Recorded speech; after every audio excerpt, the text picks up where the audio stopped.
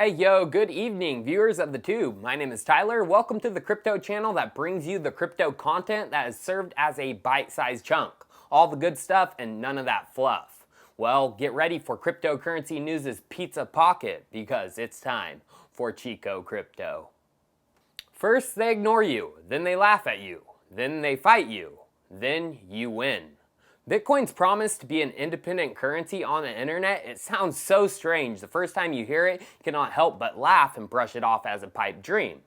But if you stick around and spend the time to actually learn about what Bitcoin exactly is, you either join the fight because you see the benefits the new system provides, or try to fight the cause because it threatens the current system. Most of you watching the channel have joined the fight for decentralization, but there are many people out there spreading misinformation, calling Bitcoin a fraud, mirage, bubble, and worthless. So today, this video isn't for all you crypto fans. You might already know all this information. This video is to shut down many of the major myths spread by mainstream media, banking cartels, and politicians on those banks' payrolls. First, let's tackle myth number 1. Bitcoins have no value, are a bubble that will eventually crash to zero. They compare it to tulip mania, a worthless commodity that will eventually drop like a rock. Warren Buffett is a great example of a person who spreads this misconception.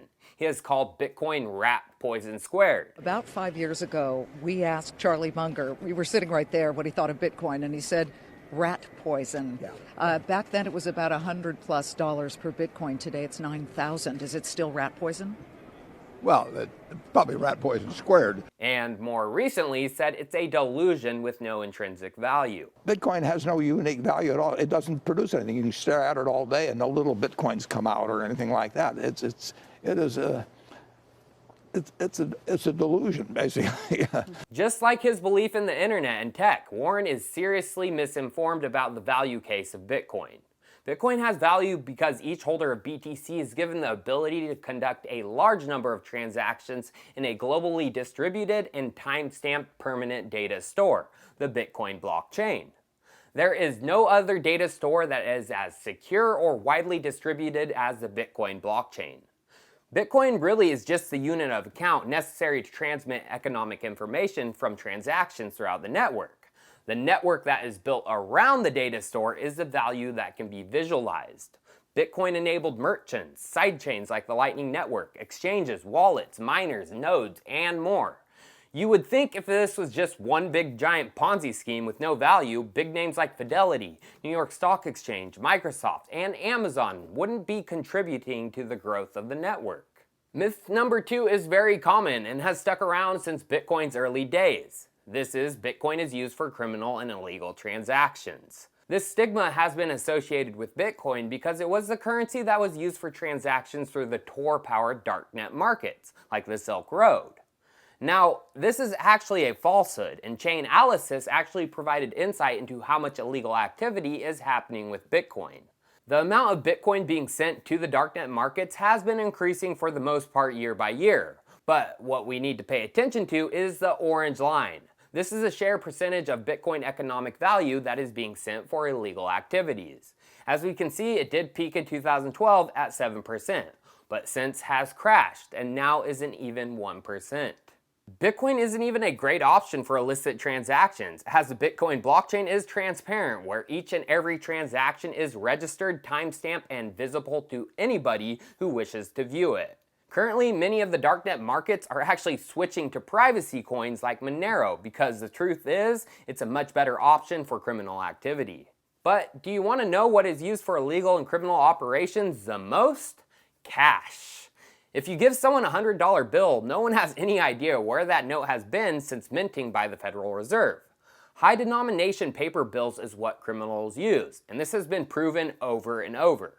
A 2016 Harvard research paper found that cash is being used for crime and called for eliminating high denomination banknotes to stop this crime. Then the UK government released their annual report on money laundering and terrorist financing, and they found digital currencies to have a low overall risk level for use as a laundering tool, while cash and banks have high risk levels. Myth number 3. It's not necessarily false, just the whole story is never explained, leading to people believing it is bad.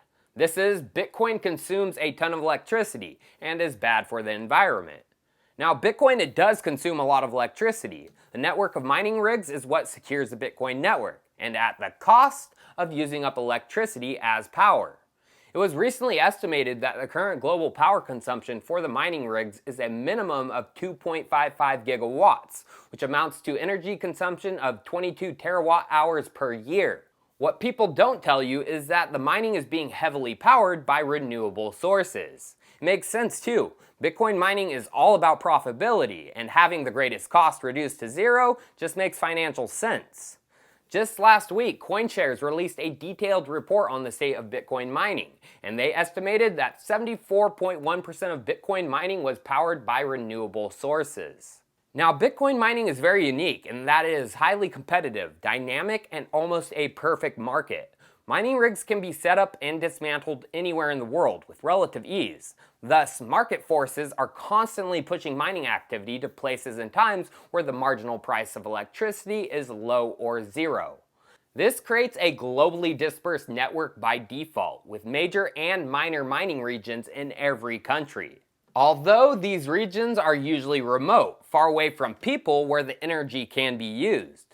Bitcoin is using up energy in these regions that is already being produced and would most likely go to waste if the miners weren't there to use it. Bitcoin doesn't waste electricity, but utilizes what is already there to make a more efficient monetary system.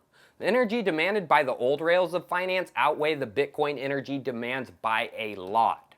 Paper for bills, zinc, copper, and nickel need to be mined for coins. Bitcoin is going to transform the financial system that relies on physical units of accounts to one that uses digital units of accounts, gradually updating the inefficient energy processes that accompany the old systems. The amount of misinformation about Bitcoin is vast and will continue to be spread by those who feel threatened by the concept. The best way to stop misinformation is to spread actual knowledge and facts. Bitcoin has value. Bitcoin is not solely used for criminal activity, and Bitcoin is energy efficient.